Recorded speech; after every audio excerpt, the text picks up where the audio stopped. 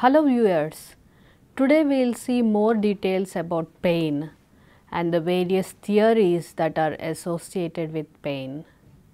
In this lesson, you are going to learn about the historical background or historical context of how pain has been understood, and we will go on to the more modern theories of pain and the later developments which have included not just the physiological component, but also the psychological and spiritual components. So, lot of theories have been developed regarding the origin of pain, the purpose of pain, so on and so forth. Historically, pain has been understood not as a condition by itself as it is today, but as a sort of punishment. And the word pain comes from the Latin word piona, which means punishment or fine. The ancient Greeks believed that pain is associated with pleasure, because according to them, the relief of pain resulted in a pleasurable and emotional experience. Aristotle has revised the understanding of pain, and he declared that the sensory system is located in the soul, and according to him, the pain centers are located in the heart region. Romans believed that pain is closely associated with inflammation, which is a closer understanding of modern day physiology. But Aristotle's understanding prevailed. In fact, in as early as in 2nd century, Galen has shared with the Romans or the elite of that day his findings about the nervous system. But unfortunately, they were not accepted, and Aristotle's view that soul is the center of sensory processes and that heart is a region where the pain centers are located continued to dominate. Even in the 5th century, an attempt has been made to challenge Aristotle's explanation, but again Aristotle's views only have prevailed. Until the late 19th century, when modern physiological findings have been developed and brain is located to be the place where all sensory information is processed. So far we have seen the Greeks' concept of pain, Aristotle's own theories about pain, and also the Roman view of pain. Now, let us see our own Indian concept of pain and Indian theories of pain.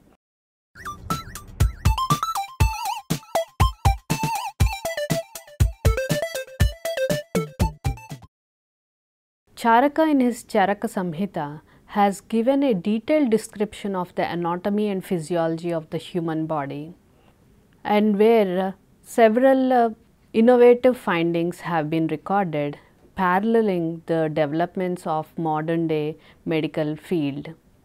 But to understand the concept of pain or the purpose of pain or why pain has come, just like other traditional views, the Indian view also held that pain is a form of punishment or because of bad karma. And in order to overcome pain, several methodologies have been recommended in the Indian perspective, like taking some medicine or doing japa or what we call meditation, then visiting places, probably what we can say is taking holiday, and also doing sacrifices where lot of aroma therapy and heat therapy are involved. So, this is the Indian historical view of pain.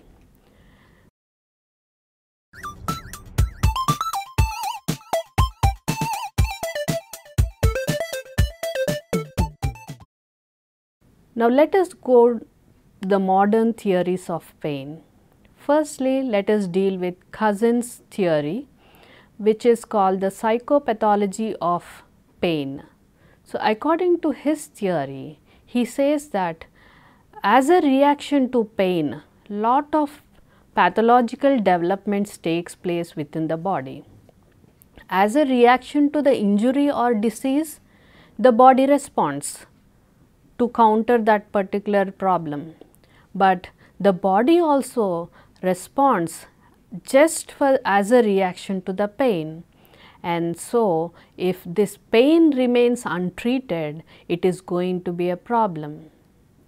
Please have a look at, in this slide you can see all the harmful effects that Cousins tried to list, which involves cardiovascular and respiratory systems are significantly affected by the pathophysiology of pain. And some of the functions in the body are increased, that is, regardless of their normal functioning, their functioning levels are increased, like for example, increased heart rate, increased cardiac output, and also increased myocardial oxygen consumption. Increased functioning levels of any particular organ in the body requires lot of energy, lot of oxygen. So, if this increased functioning is there for a limited period of time, then it is not going to result in any other harmful effects. But if the pain remains untreated and it is there for a long period of time, then because of this increased functioning in several of these cardiovascular and respiratory systems, both the systems are going to get tired and other problems develop. Now, let us see some of the decreased functions. As is listed in this slide, there is decreased pulmonary vital capacity, decreased alveolar ventilation, that is lung working capacity, and also decreased functional residual capacity, and most importantly, there is also a decrease of the functioning of the immune system. If pain is there for a prolonged period of time, all of us know if the immune system is not working properly, then many other infections come and attack us. So, Cousins in his theory of psychopathology of pain clearly shows what are the harmful effects of pain. So, his theory highlighted the importance of pain and the importance that physicians as well as the patients have to give for pain, and the importance for proper care and treatment at the right time.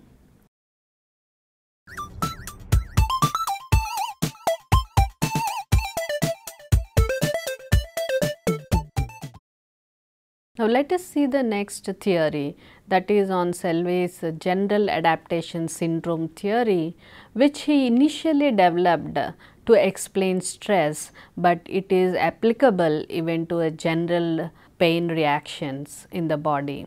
So, he listed 3 stages as a response to any kind of injury or trauma to the system or tissue damage. According to him, every individual passes through the 3 stages, and these stages involve lot of efforts from the side of the persons, that is the body mechanisms trying to restore balance, or in biological words, homeostasis. So, please have a look at where all the 3 stages are listed along with the features. So, in this, the first stage according to him is the stage of alarm, and in this stage is the beginning stage where concentration efforts are put at the site of injury or pain. So, first the person reacts in a hyper manner at the place of injury, or the system or the body system reacts first concentrating all the efforts at the place of injury. Then the person goes into the second stage or phase called the stage of resistance, where the body tries its level best to overcome the injury or trauma.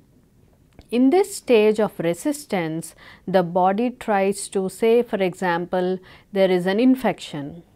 So, as soon as there is infection, in the stage of alarm, what happens is the body sends signals to all the important organs communicating that there is something vitally wrong. So, all the important systems get alerted, and that is when the stage of alarm happens. In the stage of resistance, all the required antibodies try to fight with this infection, and this fighting or this trying to overcome the antigen will take couple of time. It might even run into some days. So, during this stage of resistance, the body tries its level best to overcome the invader, or if it is in the case of tissue damage, the body tries to restore all kinds of resources, gather all resources for the maximum and quick cure of that particular tissue or repair of that tissue. So, in the stage of resistance, the second stage, the oxygen is utilized, all the energy sources in the body are utilized, all the nutrients in the body are utilized. So, it is suggestive that one should not be in the stage of resistance for a long period of time, because all the energy gets depleted, and because of this depletion of energy and resources in the body is going to develop other kinds of problems. So, if everything is set right at the stage of resistance, then the problem is cured. But if unfortunately still the pathogen or problem continues, then the person enters the third phase. As you can see in this slide, it is the stage of exhaustion. Maintaining homeostasis or equilibrium or resulting in death. So, it might be, one might wonder, does pain really result in death? Earlier, the views are such that pain is not given much of an importance. More importance is given to the disease condition. But recent findings and recent theories like Selye's adaptation theory has highlighted that if pain is not treated properly, it might even lead to death. That is the stage of exhaustion, when all the energy sources and all the nutrients in the body are used up, all the oxygen levels are used up, and the body is no longer in a state to fight the disease or condition. That is when death results.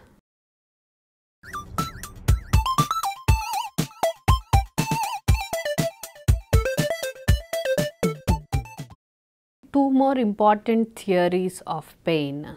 One is the specificity theory of pain modulation, and the other theory is pattern theory of pain. Both of these theories have been influential, say about nearly 55 decades back. And according to this specificity theory, this theory states that there is a single passage from the peripheral area to the brain. So, when something happens in a particular point of skin, say for example, something bit a person in the arm. So, from that place, that is the peripheral area, there is a single pathway directly taking to the brain. That is when pain is perceived. And this theory also states that this pain is carried by a fiber. But Melzack and Wall, they have tried to find evidence for this theory, trying to identify the continuous fiber that is proposed by this specificity theory, but they did not find any such fiber.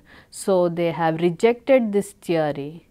Coming to the pattern theory of pain, this theory explains that pain is transmitted by a single nerve cell, which is called generic nerve, which transmits the pain to the brain, and depending on the kind of differences in pain perception, this nerve only modulates and it conveys or carries the message to the brain.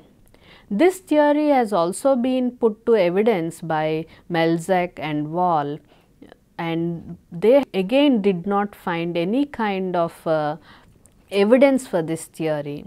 So, they have rejected this theory also.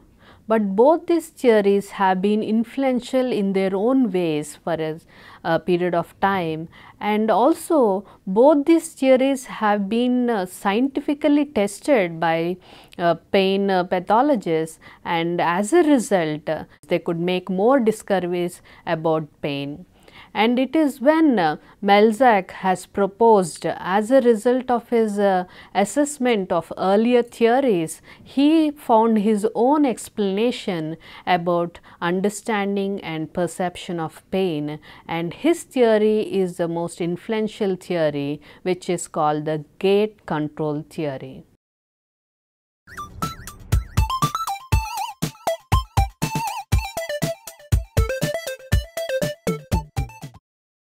During the time when Melzack has proposed his theory called the gate control theory of pain, there was a lot of debate in the health psychologists regarding the actual nature of pain, because they have observed that there is no one single explanation of pain that can be generalized to all the people.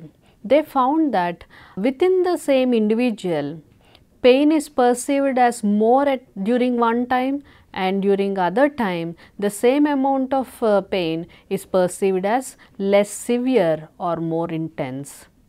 And also across individuals, when the physicians felt the person might be saying that the particular problem is really painful, they were surprised when they found that some individuals do not seem to be experiencing the amount of pain that they thought they would be suffering from. So, based on these discrepancies in the experience of pain and the expression of pain, newer theories are required. And also during this time, scientist Ivan Pavlov, who is known for his learning theory of classical conditioning, where he worked with dogs, he found a unique result in one of his experiments, where he tried to first give shock to the dog and then give food. Initially, the dog responded in a painful manner for the shock, but after continuously associating the shock with food, Ivan Pavlov found that next time when he gave shock and then immediately followed by food, the dog did not react in a shocking way to the shock, but the dog has a pleasant reaction towards the dog, because the pain of shock has been paired with the food. So, this result indicates that pain has much more than just being pain, because the health psychologists started realizing, or the physicians or the biologists started realizing, that there is much more to pain. It is then when the psychological components have been coming into fore, and many theories have been put forth, some including the psychological component and some only themselves talking about psychological aspect of pain. But before that we go on to details of these theories, let us discuss about an interesting experiment that has been done on 215 soldiers who were at war. So, these soldiers are injured soldiers, they were hospitalized because of their injuries, and the person who is working with them, Beecher, found that only 24% of the soldiers who have been hospitalized for various wounds have asked for any kind of pain medication. And in fact, 60% of the soldiers reported that they have no pain or very mild pain. So, this really made Beecher think, because he could certainly see, being a physician, that based on the severity of the wound, many more soldiers should have been asking for pain medication and should be feeling painful. So, it is then when he started trying to understand what is happening here, and he found that there is nothing physiologically different for them not to experience pain. Neither are they in shock, because if they are in shock, they will not feel pain. So, Beecher made sure that these soldiers are not in shock and nothing is physiologically wrong otherwise, but still they are not feeling pain. So, he understood the role of psychological factors, and in his results he explains that for these soldiers, removing from the war front is itself rewarding, because now they are in the hospital, which is a very rewarding and stress free peaceful environment. So, that sort of condition for them has made them to perceive pain also as sweet. So, they did not report more pain than what they are actually perceiving at that time because of these psychological conditions. Many recent theories try to, that is why, include the psychological component also. Melzack has put forth his influential theory, the gate control theory, wherein he tried to explain how psychological factors have a resultant physiological changes. So, he also explained that there is a kind of gate mechanism that operates. So, basing on certain factors, the gate opens, that is when more pain is perceived, and basing on certain other factors, this same gate gets closed, and that is when the patient does not feel much pain. So, now let us see the figurative representation of gate control theory. Please look at slide. In this slide, you can see that the solid arrows in this figure depict stimulation conditions that tend to open the gate and send pain signals through the gate, and the dotted arrows indicate inhibition conditions, that is when pain signals enter the spinal cord and pass through a gating mechanism before activating transmission cells which send impulses to the brain. So, this figure has both gate open condition and also gate closed condition. So, according to this theory, different factors operate to keep the gate closed and the gate open. Melzack lists three important factors that influence the gate. That is, the first one is activity in the pain fibers, activity in the peripheral areas, and also the messages that are transmitted from the brain. So, activity in all these areas tends to have an impact on whether the gate is closed or open. Now, in the next slide, let us see what are all the factors when the gate is kept open and when it kept closed. And in this, Melzack summarizes all the factors that or conditions that open or close the gate. In this, majorly there are three conditions. One is physical condition, emotional condition, and psychological condition. So, during physical conditions, to keep the gate open are extent of injury and inappropriate activity level. And physical conditions that keep the gate closed are medication, of course, and counter stimulation like massage. So, these two conditions keep the gate closed physically. Coming to emotional conditions, the gate becomes open, that is when more pain is perceived by anxiety or worry, tension, and also depression. But the gate gets closed when positive emotions are there, relaxation is there, and also when the patient is in a restful condition. Coming to the psychological conditions, gate is open when there is more focus on the pain and also when the patient feels boredom. On the other hand, gate remains closed when there is intense concentration or when the patient is distracted and he is looking at something else. And also when the patient involves and is interested in life activities, then also the gate keeps closed.